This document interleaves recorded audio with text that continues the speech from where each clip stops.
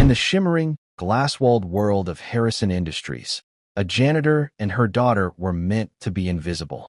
Maria polished the boardroom's mahogany tables, and her daughter, Lily, quietly did her homework in the shadows. The company's future hung on a $100 million deal, orchestrated by a ruthless CFO who promised a new dawn. But while the powerful men in the room saw only the dazzling charts, Lily, a 10-year-old math prodigy, saw a lie. She spotted a pretending pattern in the complex financial formula, a subtle flaw that would, over time, destroy everything. The CEO was about to sign the company's death warrant, never suspecting that the quiet child in the corner was about to speak the 5 words that would save them all. That's the wrong formula. Before we dive in, if you like this kind of stories of overcoming adversity and justice, let us know in the comments where you're watching from. We love seeing how far these stories reach. Now let's jump back in. Enjoy the story. In a tower of silent glass and steel, a little girl's whisper was about to become a roar. Her mother, the janitor, was meant to be invisible in the most important meeting of the year. But her daughter saw something that the most powerful men in the room had all missed. The city of Crestfall glittered below, a sprawling blanket of diamonds tossed on black velvet. From the 50th floor of the Harrison Industries Tower, the world seemed quiet and orderly. Up here, in the boardroom, the air itself felt expensive. It was heavy with the scent of polished mahogany, old leather, and the unspoken pressure of $100 million. Maria adjusted the strap of her worn utility cart, its gentle squeak the only sound that didn't belong. She was a ghost in this world of titans. Her uniform, a crisp but simple blue, was a cloak of invisibility. She moved along the edges of the grand room, her cloth whispering against the vast table, her presence acknowledged by no one. It was her job to erase any trace of human imperfection, a fingerprint on the glass, a stray crumb on the carpet, before the final signatures were placed on the deal that would either save the company or shatter it. Tucked away in a small alcove near the service entrance, sitting on an overturned bucket, was her daughter, Lily. At 10 years old, Lily was a child of shadows and silence. Her world was one of waiting for her mother to finish mopping hallways that echoed with the ghosts of departed executives. She had a worn textbook balanced on her knees and a pencil in her hand. Her dark hair fell over her face, hiding her intense concentration. Tonight was unusual. Mr. Henderson, the CEO's stern but fair chief of staff, had specifically requested Maria for a final, discreet touch-up of the boardroom just before the partners from a European conglomerate arrived. He'd looked past Maria, not at her, and said, "We need the room to be pristine, Maria. Absolutely perfect. You'll stay until the meeting starts, then leave through the service exit. No one should even know you were here." Maria had nodded, her heart sinking. It meant Lily would have to wait with her. The babysitter was for her normal shift, not these sudden, late-night summons. So Lily came along, a small, silent partner in her mother's nightly toil. She knew the rules: stay quiet, stay small, and never, ever touch anything. Lily wasn't reading a storybook. She was working through a high school algebra problem set she'd found online. Numbers were her friends. They were logical and true. Unlike the shifting glances and hushed, sharp-edged words of the adults in this building, numbers never lied. Her pencil scratched faintly on the page, a tiny, industrious sound in the vast, waiting silence. Her mother worked with a quiet grace, her movements economical and sure. Maria loved her daughter with a fierceness that was the engine of her life. Every floor she scrubbed, every trash can she emptied, was a step toward a future where Lily wouldn't have to live in the shadows. She wanted Lily to sit at a table like this one day, not to clean it. She'd glance over at her daughter, a small, fierce smile touching her lips. Lily was brilliant. Her teachers said so, with a tone of surprise that always stung Maria. A janitor's daughter, a prodigy. It seemed to them a contradiction. To Maria, it was just Lily. The heavy doors to the boardroom swung open. Mr. Harrison entered first. Arthur Harrison was a man who looked like he'd been carved from the same granite as the building itself. His hair was silver, his shoulders were broad, and his eyes, though tired, missed nothing. He had built this company from a garage startup into a global powerhouse. Now, he looked like a king defending his castle from a siege. He carried the weight of his legacy, and tonight, that weight was crushing. Following him was a younger, sharper man. This was Julian Thorne, the chief financial officer. Thorne moved like a panther, all sleek confidence and predatory grace. His suit was impossibly sharp, his smile a flash of white that never quite reached his eyes. He exuded an aura of modern, ruthless efficiency. He was the architect of this deal, the man who promised a new dawn for Harrison Industries. Thorne never looked at Maria. To him, she was part of the furniture, and furniture does not require acknowledgement. Mr. Harrison, however, paused. He saw Maria, then his eyes flickered to the alcove and saw Lily. A brief, almost imperceptible frown creased his forehead, not of anger, but of something else. Concern, perhaps. Maria, he said, his voice a low rumble. I wasn't aware you were still here. Maria's hands froze on her cart. She felt a hot flush of shame. I'm sorry, sir. Mr. Henderson asked me to make sure everything was perfect. I'm just leaving. And your daughter? Harrison's gaze was soft as it rested on Lily. Lily had looked up, her eyes wide like a startled deer. She clutched her textbook to her chest. I had no one to watch her, sir. She is very quiet. She will not be a bother, Maria said, her voice barely a whisper. She was terrified. A single complaint could cost her this job, the one that kept a roof over their heads. Thorne let out a quiet, impatient sigh. Arthur, the delegation from Zurich will be here any minute. Can we deal with domestic matters later? The word domestic was laced with a fine, sharp contempt. Mr. Harrison held up a hand, his eyes still on the small girl. He gave a slight, weary smile. It's all right, Maria. Just be gone before they arrive. He then turned, all business again, and strode to the head of the table. Maria grabbed Lily's hand. Come, mija. Now. Her grip was tight with fear. She began to hurry Lily toward the service door, her heart pounding a frantic rhythm against her ribs. But just as they reached the door, it swung inward. A group of men in dark, severe suits entered, speaking in clipped German. The Zurich delegation had arrived early. Maria and Lily were trapped. There was no way to cross the room to the main hallway without making a scene. Mr. Henderson, the chief of staff, materialized and shot Maria a look of pure fury. He subtly, almost invisibly, pointed back toward the alcove. Stay there. Don't move. Don't breathe. Maria's blood ran cold. She pulled Lily back into the shadows of the alcove, her body shielding her daughters. They were caught. Now, all they could do was wait and pray to remain invisible. The meeting was starting, and they were prisoners in the room where it all happened. Julian Thorne began his presentation. His voice was smooth, hypnotic. He stood before a massive screen that glowed with charts, graphs, and projections. Numbers flew across the display, billions in revenue, projected growth rates, market synergy. It was a language of power, designed to impress and overwhelm. And here, Thorne said, pointing to a particularly complex slide, is the core of the valuation model. It's a proprietary algorithm we've developed, accounting for dynamic amortization and future-proofed asset allocation. It's the key to the entire $100 million synergy we project in the first 3 years. The men from Zurich nodded, their faces grim and unreadable. Mr. Harrison leaned forward, his hands steepled, his brow furrowed in concentration. He was staking the company his father had started, the company he had built, on the truth of those numbers. In the alcove, Lily had instinctively shrunk behind her mother, but her eyes were fixed on the screen. She wasn't looking at the dazzling graphics or the big, bold totals. She was looking at the long string of variables and symbols at the bottom of the screen, the formula Thorne was so proud of. It was elegant and complex. It looked like something from one of her advanced textbooks. She saw variables for principal, for interest rates, for time, for compounding periods. But she also saw something else. Something small. Something that felt wrong. She squinted, her mind racing. It was similar to a compound growth problem she had been working on just an hour ago, but with an extra variable, a little delta symbol she didn't recognize, tucked deep inside a nested parenthesis. It seemed to be a kind of discount factor, but its placement in the equation was strange. Instead of reducing the final value in a transparent way, it was woven into the compounding calculation itself. Her brow furrowed. She mouthed the equation to herself, tracing the flow of the calculation. With each compounding period, that little variable would not just reduce the principal.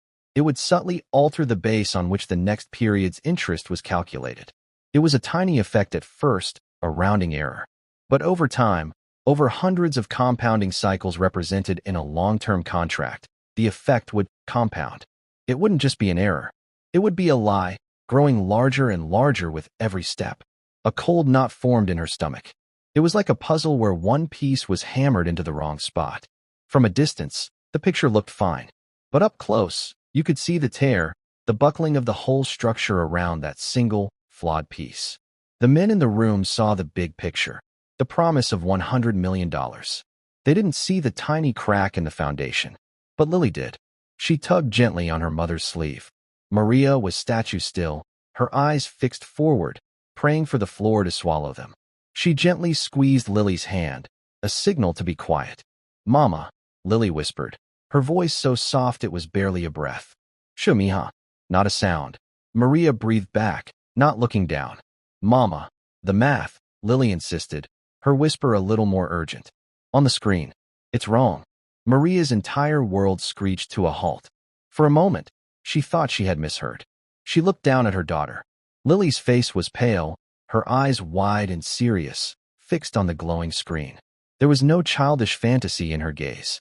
There was only a terrifying certainty. "What are you talking about?" Maria whispered, her voice tight with panic. "Lily, this is not a game. Be quiet." "It's the formula," Lily breathed, pointing a small, trembling finger. "The one for the valuation. He says it shows growth, but it hides something. It makes the debt look smaller over time. It's the wrong formula." Maria stared from her daughter's earnest face to the screen filled with incomprehensible symbols. Julian Thorne was talking about global markets and risk mitigation. The German bankers were starting to nod, a flicker of agreement in their stern expressions. They were being convinced. They were walking towards a cliff and smiling about the view. And her daughter, her quiet, brilliant little girl who lived on the edges of this world, was telling her it was all a lie. Maria was faced with an impossible choice. To stay silent was to obey every rule she had ever been taught, to protect her job, to keep her and her daughter safe in their small, fragile life. To speak was to invite disaster. She was a janitor. Her word meant less than nothing in this room. They would laugh at her. They would fire her. They might even have her arrested for disrupting a meeting of this magnitude. But then she looked into Lily's eyes. She saw the absolute conviction there. She had seen that look before, when Lily had solved a puzzle everyone else had given up on, when she had patiently explained a scientific concept to Maria that she herself had never understood. Lily was never wrong about these things. Her mind saw patterns the way other people saw colors. In that heart-stopping moment, Maria's fear for her job was eclipsed by a different, more powerful fear. The fear of what would happen if her daughter was right. Mr. Harrison had been kind to them, in his own distant way. He was an old-fashioned man, a man of integrity, she'd heard the older employees say. He was about to bet his entire company on a lie. A wave of protectiveness washed over Maria, so fierce it stole her breath. It was not just for her daughter. It was for that tired, decent man at the head of the table. It was for the thousands of other employees, the secretaries, the mailroom clerks, the other cleaners, whose lives depended on the health of this company. Julian Thorne's voice droned on, a smooth, venomous lullaby. "So, as you can see, the financial architecture is flawless. We are ready to sign." He was picking up a pen. The head of the Zurich delegation was reaching for his own. Maria's heart hammered against her ribs. It was now or never. Taking a deep breath, a breath that felt like it was drawn from the very center of the earth, she took one step out of the alcove. Just one step. It was the longest journey of her life. She cleared her throat. It was a small sound, a tiny disruption in the cathedral of finance. But it was enough. Every head in the room turned. 20 pairs of powerful, astonished eyes fixed on the janitor. Thorne's face, which had been a mask of triumph, twisted into a snarl of disbelief and fury. The German bankers looked confused, insulted. Mr. Harrison's eyes widened. He stared at Maria, not with anger, but with pure, unadulterated shock. Maria's voice, when it came, was a tremor, but it was clear. "Forgive me, Mr. Harrison," she said, her hands clasped so tightly her knuckles were white. "I apologize for the interruption. But there is a mistake." The silence that followed was absolute. It was a silence so profound it felt like the pressure in the room had dropped, like the moment before a lightning strike. A janitor had just spoken. A ghost had just found its voice. And in the heart of that terrifying silence, a 10-year-old girl held the truth in her hands. Julian Thorne was the first to recover. He let out a short, incredulous laugh. It was a cruel, dismissive sound. A mistake, he repeated, turning to the other men as if to share a joke. Arthur, what is the meaning of this? Has the cleaning staff started auditing our financial models? He turned his cold gaze on Maria. You have 2 seconds to get out of this room before I have security escort you out of this building for good. Maria flinched, but she stood her ground. Her gaze was locked on Mr. Harrison. She was not speaking to Thorne. She was speaking to the man who owned the company, the man whose legacy was on the line. Sir, she said, her voice gaining a sliver of strength. It's the formula, the one on the screen. Mr. Harrison's eyes narrowed slightly. He looked from Maria's desperate face to the complex equation glowing on the wall. He was a builder, not a financier. He understood concrete and steel, supply chains and labor. He relied on men like Thorne to navigate the treacherous waters of high finance. But he also had an uncanny instinct for people, a gut feeling that had saved him more than once. And right now, his gut was screaming at him. What about the formula, Maria? He asked, his voice calm and even, cutting through Thorne's rising anger. Arthur, this is insane. Thorne snapped, taking a step forward. We are in the middle of closing a $100 million deal. You cannot possibly be entertaining this nonsense. Be quiet, Julian, Harrison said, his voice dropping an octave. He didn't shout, but the command had the force of a physical blow. Thorne froze, his mouth snapping shut, a muscle twitching in his jaw. Harrison's attention was fully on Maria now. The world seemed to shrink until it was just the 3 of them. The king, the janitor, and the furious courtier. Explain, he said simply. Maria's throat was dry. She didn't understand the formula. How could she explain it? She looked back toward the alcove, a silent plea in her eyes. Lily, seeing her mother's distress, took a hesitant step forward, clutching her textbook like a shield. All eyes in the room, baffled and irritated, shifted to the little girl in the simple dress. Mr. Harrison's expression softened almost imperceptibly. Is this your daughter? Maria nodded, her heart a cold stone in her chest. Yes, sir. This is Lily. Lily, Mr. Harrison said, his voice gentle. Did you see something? Lily swallowed hard, her small frame trembling under the weight of so many stares. But when she looked at the formula on the screen, a strange sort of calm settled over her. The numbers were her friends. They would not betray her. She pointed with a small, steady finger. There, she whispered, her voice barely audible in the huge room. Speak up, child, Harrison encouraged. Lily took a breath. The variable, she said, her voice a little stronger. The delta. It's in the wrong place in the compounding term. It's not a simple discount.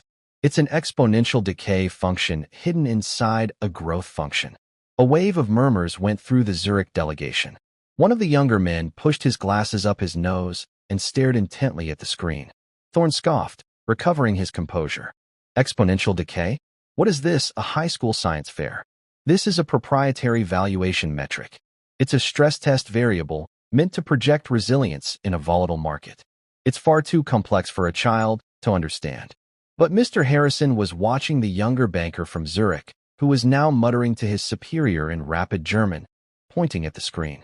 The confidence on the faces of the delegation was beginning to evaporate, replaced by a cautious, professional skepticism.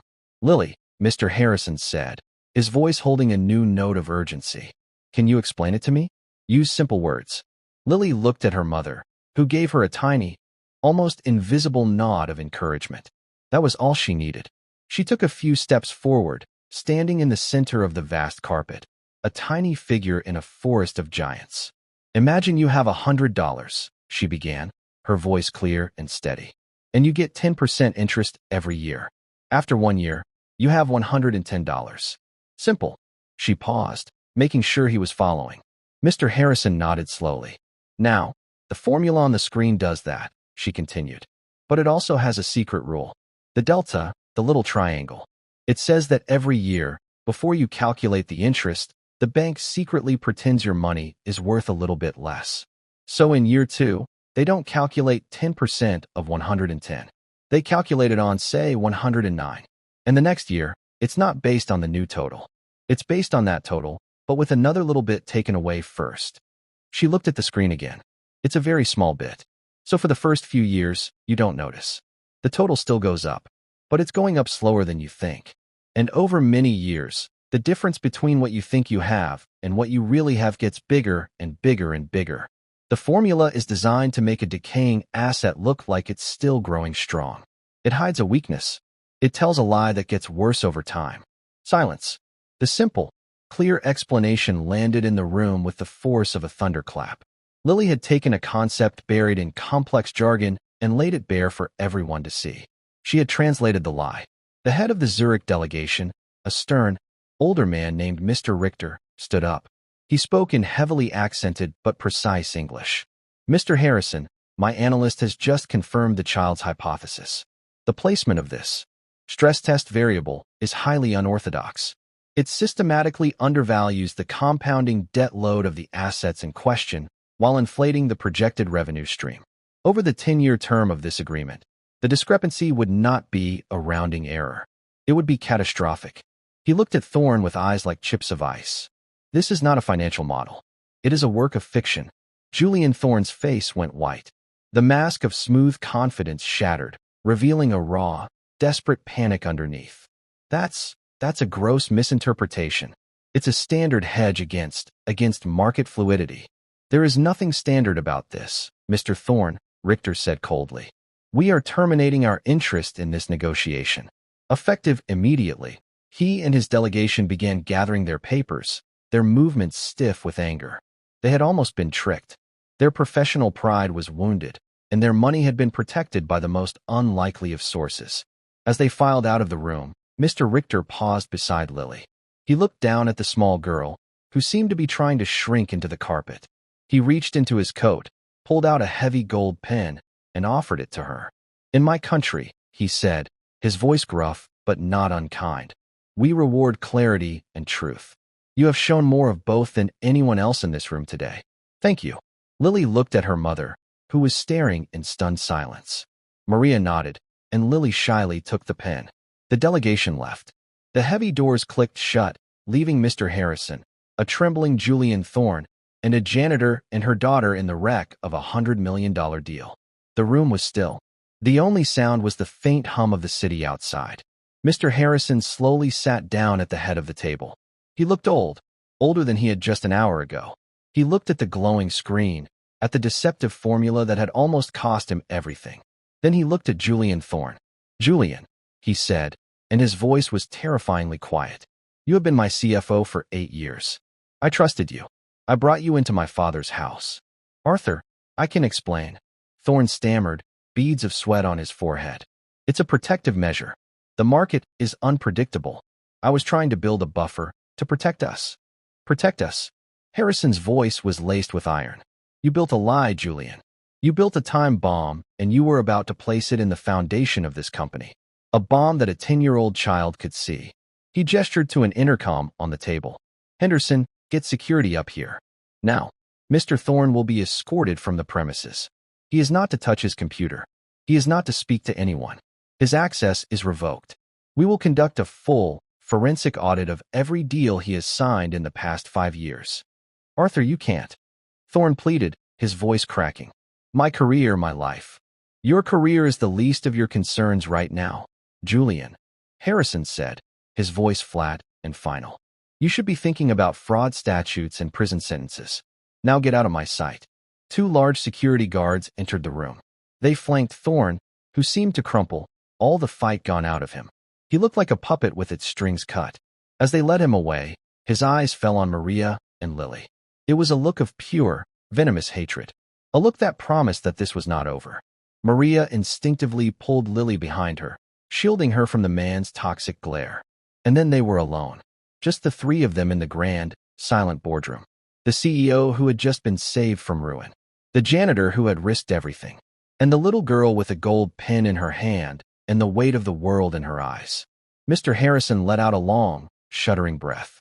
He ran a hand over his face, the picture of exhaustion.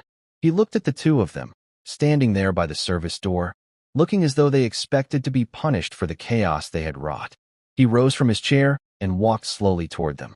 He was an imposing figure, and Maria couldn't help but flinch, expecting the other shoe to drop. She had saved him, yes, but she had also broken every rule. She had embarrassed him in front of business partners. The cost of her courage, she feared, would still be her job. Harrison stopped in front of them. He didn't look at Maria. He knelt down, so his eyes were level with Lily's. It was a gesture of respect that was so unexpected it made Maria's breath catch in her throat. "Lily," he said, his voice thick with an emotion she couldn't quite name. "What you did tonight. You have any idea what you just did?" Lily shook her head, her eyes wide. She clutched the heavy pen. "You saved more than a deal. You saved this company. You saved the jobs of 3,000 people. You saved, well, you saved me from being the worst kind of fool.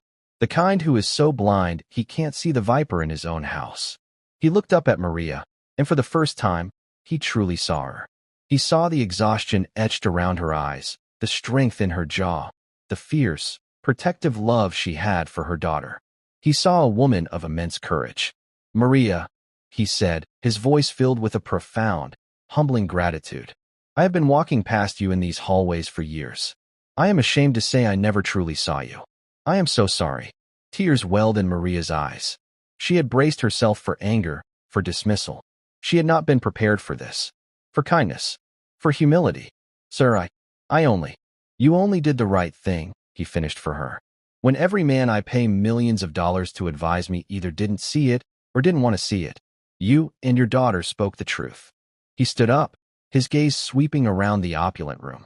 "This room, this company, it's built on numbers. We live and die by them. But tonight, I was reminded that integrity, character, that's the real foundation. And it has nothing to do with the floor your office is on." He looked back at them. A new energy seemed to fill him, the weariness replaced by a steely resolve. "Things are going to change around here," he said, more to himself than to them. "Starting now, Maria, you and Lily are not going home yet. If you don't mind, I'd like you to join me in my office. I think we have a great deal more to discuss." As he led them out of the boardroom and down the quiet, carpeted hall toward the corner office, Maria held Lily's hand. The little girl's steps were light, almost skipping, but Maria's felt heavy, as if she were walking in a dream. She had entered this building as a ghost, a servant meant to be unseen. She was leaving the boardroom as something else entirely. She wasn't sure what it was yet, but she knew, with a certainty that settled deep in her bones, that the days of living in the shadows were over. Mr. Harrison's office was nothing like the boardroom. The boardroom was a place of war, cold and impersonal. His office was a place of history, warm and deeply personal. The walls were lined not with abstract art, but with framed black and white photographs of his father and grandfather standing proudly in front of rough-looking construction sites. There were dusty blueprints of the company's first factory under a sheet of glass on a side table. The scent of mahogany was replaced by the faint, comforting smell of old books and brewed coffee. Behind his large, cluttered desk was a wide window that looked out onto the same glittering cityscape, but from here, it felt less like a kingdom to be conquered and more like a community to be protected. "Please," he said, gesturing to two soft leather chairs in front of his desk. "Sit down. Both of you." Maria hesitated. She had cleaned these very chairs 1,000 times, always careful not to disturb the perfect arrangement of papers on the desk. To actually sit in one felt like a transgression.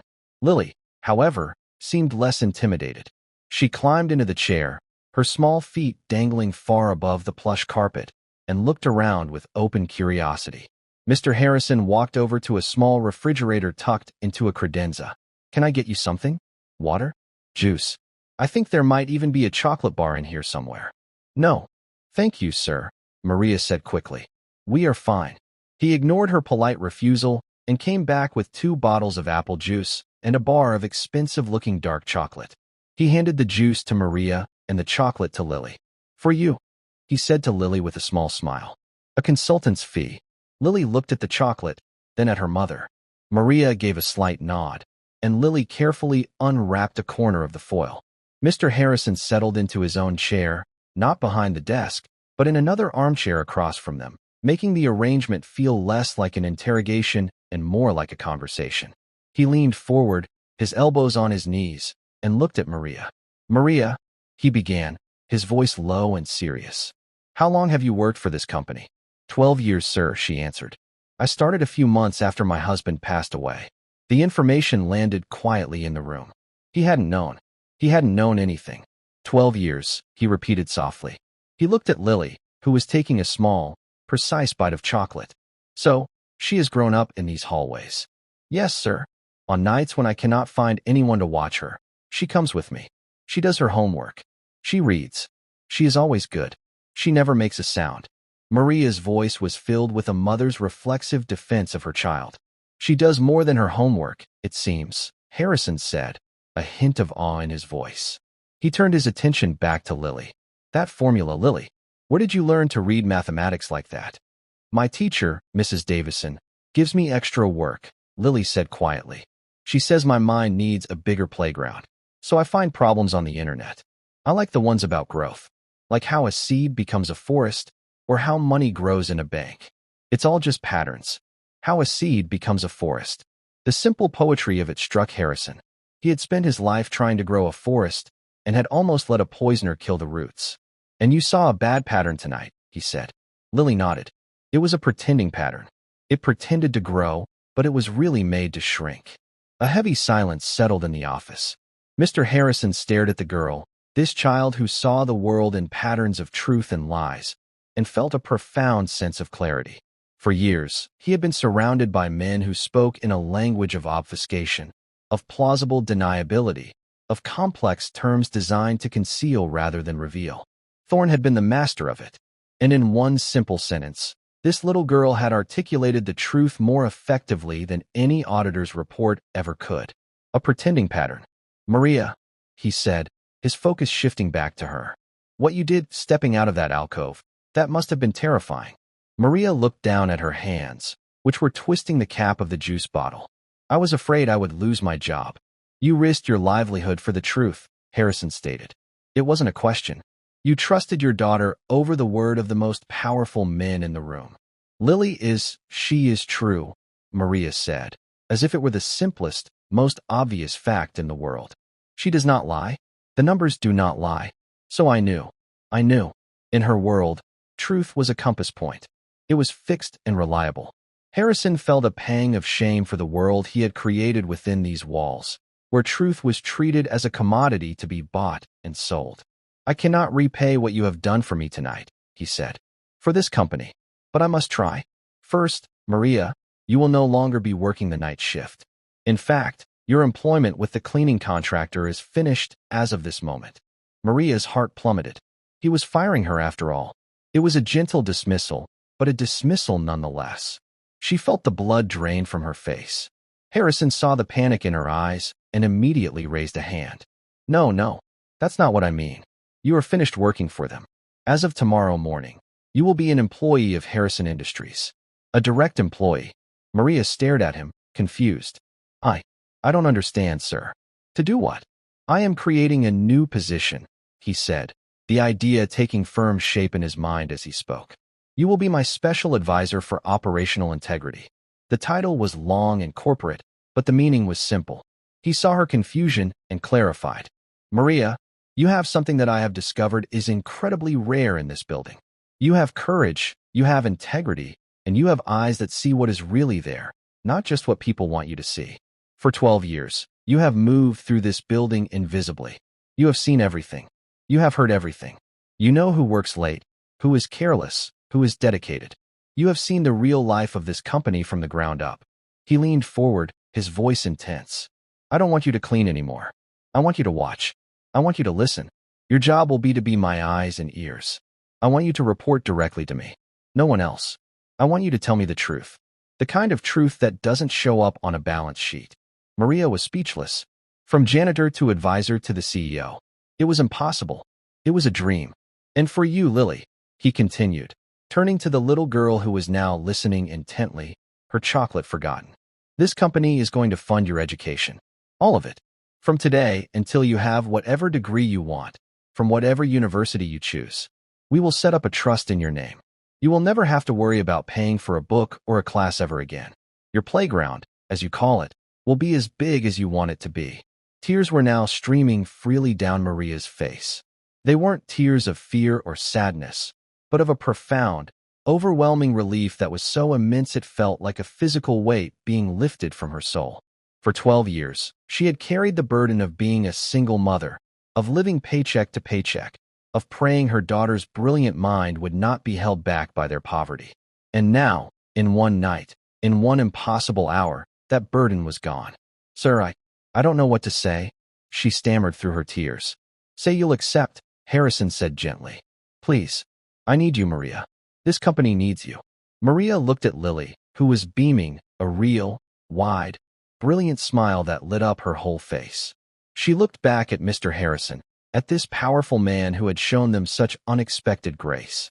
She nodded, unable to speak. "Good," he said, a genuine smile finally breaking through his weary expression. "That's settled then. Now, it is nearly midnight. You can't possibly take the bus home. My driver will take you. Walter." He pressed a button on his intercom. "Walter, could you please come up to my office?" A moment later, the door opened and a kindly, uniformed security guard with a gentle face and a neat white mustache entered. It was Walter, the guard who always saved a cookie for Lily from the cafeteria and asked her what she was learning in school. He saw Maria and Lily sitting in the CEO's chairs, and his eyes widened in surprise. "Walter," Harrison said, "Maria and Lily need a ride home. Please take them in my private car. Ensure they get to their doors safely." "Of course, Mr. Harrison," Walter said, his professional demeanor barely hiding his shock. He gave Maria a warm, questioning look. As Maria and Lily stood up to leave, Mr. Harrison walked with them to the door. "Maria," he said, placing a hand gently on her shoulder, "report to my executive assistant, Clara, at 9 a.m. She will have your new office ready." He then knelt down to Lily once more. "And you, young lady, don't ever stop looking for the pretending patterns. The world needs more people like you." "I won't," Lily promised solemnly. The ride home in Mr. Harrison's cavernous black sedan was silent and dreamlike. Walter drove carefully, not asking any questions, though his curiosity was palpable. As they glided through the sleeping city, Maria stared out the window. They passed the bus stops she knew so well, the all-night diners, the familiar landmarks of her long journey home. Tonight, she saw them through a different lens, as if she were a visitor in her own life. When they arrived at their small, modest apartment building, Walter insisted on walking them to their door on the 3rd floor. "Whatever happened up there tonight, Maria," he whispered at the door, "I'm glad. I've never seen the big boss look at anyone the way he looked at you two." Inside their apartment, Maria finally let the full weight of the night wash over her. She hugged Lily so tightly the little girl let out a small squeak. "Mama, you're squeezing me." "Oh, mija," Maria whispered into her hair, her voice choked with emotion. "Do you understand what you did? You changed our lives tonight. You changed everything." Lily hugged her back. "I just didn't want that man to lie to Mr. Harrison. It wasn't nice." In its beautiful simplicity, it was the whole truth. It wasn't about the money or the fame. It was about right and wrong. That night, for the first time in 12 years, Maria slept without the gnawing anxiety about the future. She slept the deep, peaceful sleep of someone who had finally been seen. The next morning, the headquarters of Harrison Industries was a hive of frantic speculation. Julian Thorne's sudden, spectacular exit had left a power vacuum and 1,000 unanswered questions. The rumor mill churned with whispers of a failed deal, of a massive financial miscalculation, of a furious blow-up with the CEO. No one knew the truth. At precisely 9 a.m., Maria walked through the front doors. She was not wearing her blue janitor's uniform. She had spent an hour that morning picking out her nicest dress, a simple but elegant navy blue one she'd worn only to church. Her hair was neatly tied back, and she walked with a newfound, hesitant confidence. The receptionist, a woman who had never given her more than a cursory nod, stared in open-mouthed confusion. "Can I help you?" "I'm here to see Clara, Mr. Harrison's assistant," Maria said, her voice steady. The woman's confusion deepened, but she dutifully buzzed the executive floor. "There's a Maria here to see you." A moment later, a sharp, impeccably dressed woman in her 50s came out of the elevator. This was Clara, the gatekeeper to Mr. Harrison, a woman known for her fierce efficiency and loyalty. "Maria," she asked, her expression neutral but questioning. Yes, Maria said. Right this way. Mr. Harrison is expecting you. Clara led her through the hushed executive suite to a small but pleasant office right next to Mr. Harrison's own. It had a desk, a computer, and a window with a stunning view of the city park. On the desk was a simple nameplate, Maria Flores, Special Advisor. Mr. Harrison is in an emergency board meeting, Clara explained, her tone softening with a hint of respect. She clearly knew what had happened. He asked me to get you settled. He said your first task is simply to observe. Meanwhile, in the boardroom, Arthur Harrison was facing the fight of his life. He had assembled the board of directors, a collection of grim-faced, wealthy men and women who cared more for the bottom line than for corporate morality. He told them everything. He told them about Thorne's deception, the flawed formula, the aborted deal. And he told them how it was discovered. Let me be clear, a stern-faced director named Bancroft interrupted. You are telling us you scuttled a $100 million deal, a deal that was supposed to be our salvation, based on the mathematical observation of a janitor's 10-year-old child? I am telling you, Harrison countered, his voice like flint, that a 10-year-old child saved this board, and this company, from committing an act of catastrophic fraud. The forensic accountants I brought in this morning have already confirmed it. Thorne's model was a fiction. The deal would have bankrupted us within 5 years. He let that sink in. The audit is just beginning, Harrison continued. But it's already clear that Julian Thorne's corruption runs deep. He has been cooking the books for years, using complex financial products to hide losses and inflate earnings. The company is not as healthy as we believed. We are, in fact, in serious trouble. The mood in the room shifted from skepticism to fear. What are you proposing, Arthur? Asked the director. I am proposing a new way forward, Harrison said, his eyes sweeping across the room. One based on transparency and truth. We are going to clean our own house. Every department, every contract, every balance sheet. And to help me do this, I have appointed a new advisor. He told them about Maria, her history with the company, her new role. Bancroft scoffed. An advisor? A janitor? Arthur, have you lost your mind? What could she possibly offer? She offers a perspective none of us have, Harrison shot back. She has seen this company from a vantage point of invisibility. She is unburdened by ambition or politics. Her only loyalty is to the truth. And right now, that makes her the most valuable person in this entire building. He had won them over for now, but he knew the road ahead would be long and difficult. The battle against Thorne was over, but the war to save the soul of his company had just begun.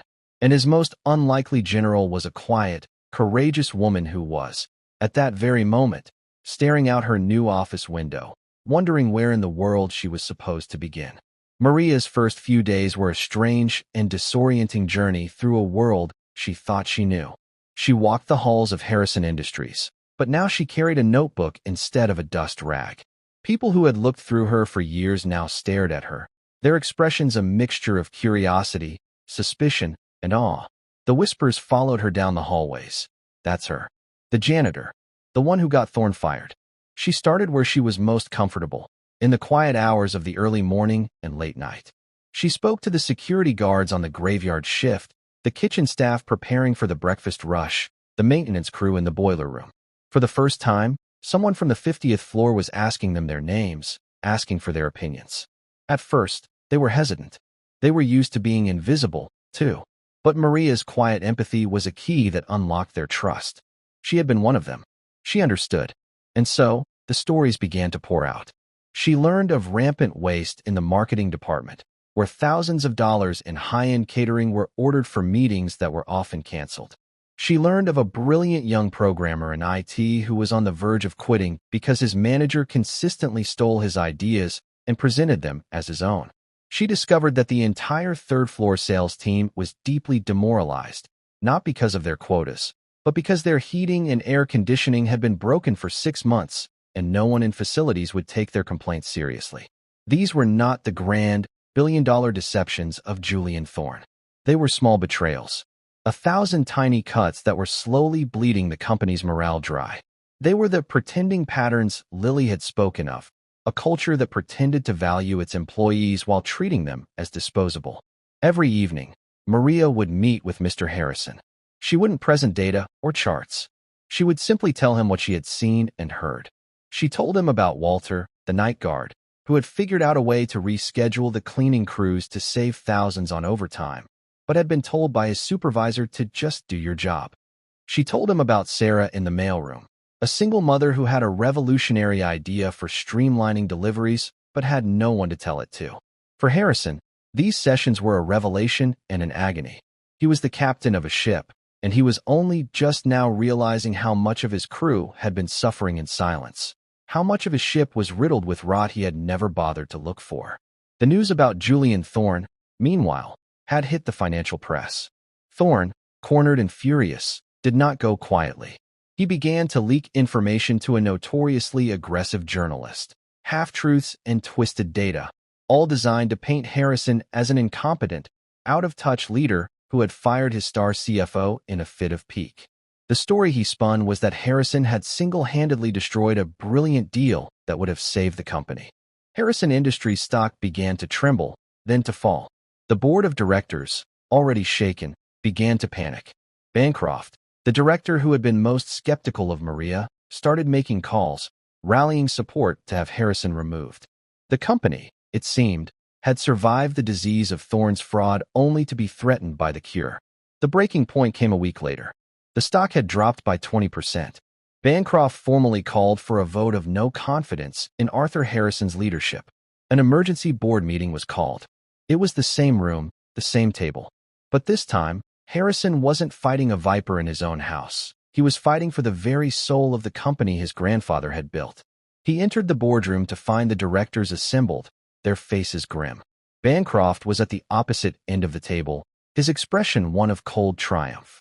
"Arthur," Bancroft began without preamble, "this is a disaster. Your rash actions have cost our shareholders millions. You fired our most effective executive and replaced him, it seems, with the cleaning lady. The market has lost faith in you. The board has lost faith in you." Harrison stood at the head of the table, calm and resolute. "The market is reacting to lies, Julian's final act of poison. And what you call faith, I call willful blindness. We were rotting from the inside out, and none of you, myself included, wanted to look closely enough to see it. Rhetoric won't save the stock price," Bancroft sneered. "We need a leader who can restore confidence. We need to undo the damage you've done." Harrison let the statement hang in the air. "You are right," he said, surprising them all. "We do need to restore confidence. But not by going back to the way things were. We need to build something new, something stronger, something real." He paused, then looked toward the door. "And I want to show you how." He nodded to his assistant, Clara, who opened the door. Maria walked in. A wave of shock and anger went through the room. "What is the meaning of this?" Bancroft demanded, rising from his chair. "This is a closed meeting of the board." "Sit down, Bancroft," Harrison said, his voice quiet but commanding. "Mrs. Flores is my advisor. And today, she is going to advise all of you." Maria's heart was pounding. She had never been so terrified in her life. Every instinct screamed at her to run, to become invisible again. But then she thought of Lily and of the trust Mr. Harrison had placed in her. She walked to the center of the room, clutching a simple notebook to her chest. "Mr. Harrison, members of the board," she began, her voice a soft tremor. "I am not an expert in finance. I cannot tell you about stock prices or market synergy.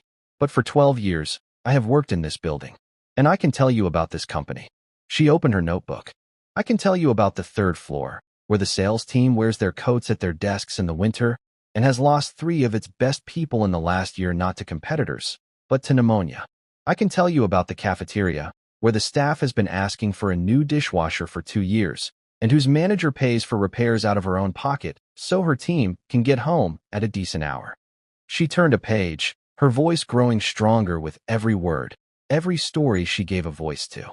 "I can tell you about the research and development department, a place filled with brilliant minds who are so afraid of their budget being cut that they hide their most innovative projects for fear of failure. They are afraid to take risks. A company that is afraid to take risks is a company that is dying." She looked up from her notebook, her eyes meeting each of theirs in turn. "You see a stock price falling. I see a foundation that has been crumbling for years. Mr. Thorne's formula, it wasn't the cause of our problem. It was a symptom of it. It came from a culture where numbers on a screen mattered more than the people in the rooms, where looking good was more important than being good. You want to restore confidence? You have to restore the foundation first. You have to show the people who work here that they are seen, that they matter. She closed her notebook. The room was utterly silent. Bancroft sat frozen, his mouth slightly agape. Maria had not used a single piece of financial jargon. She had not presented a single chart.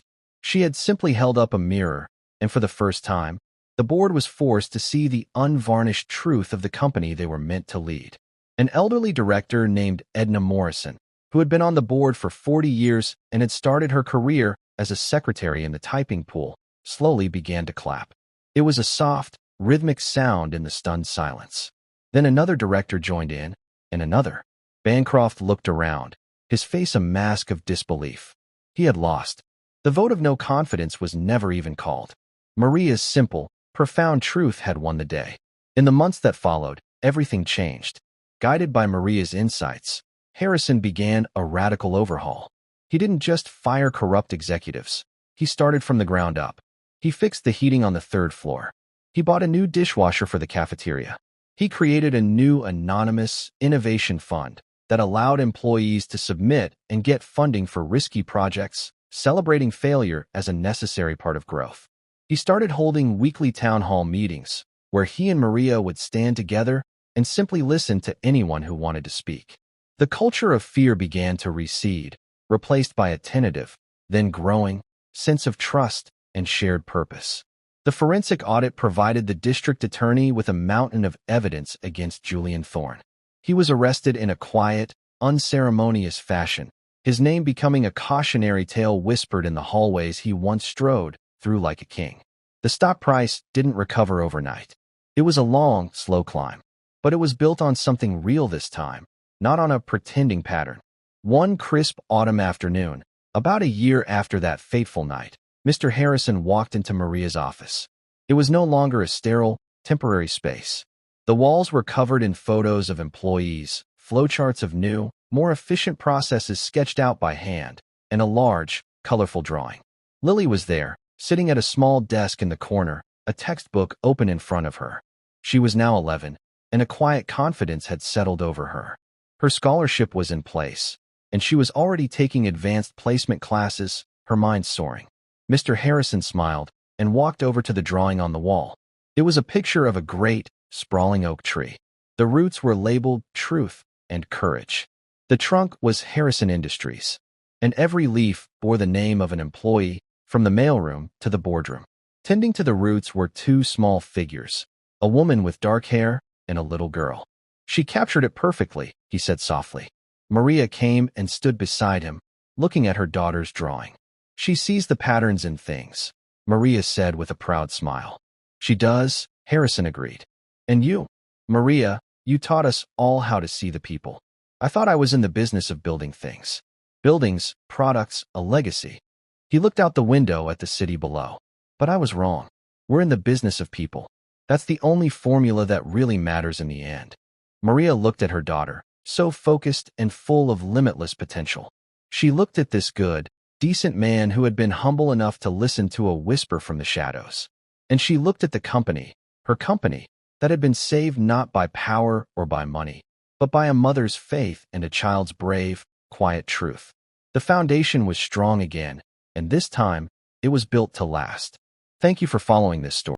If you believe that true heroism lies in the everyday acts of dignity and perseverance, then you belong here. Subscribe to Unsung Heroes. Join our community to celebrate the resilience and worth of every individual and ensure their quiet sacrifices never go unnoticed. Like and share. Help us amplify these unfiltered, authentic stories by liking this video and sharing it with someone who needs to be reminded of the silent power of the human spirit. Be a witness. Hit the notification bell so you never miss a powerful look at life's challenges and triumphs across the American social landscape. Subscribe today and honor the silent power of the human spirit.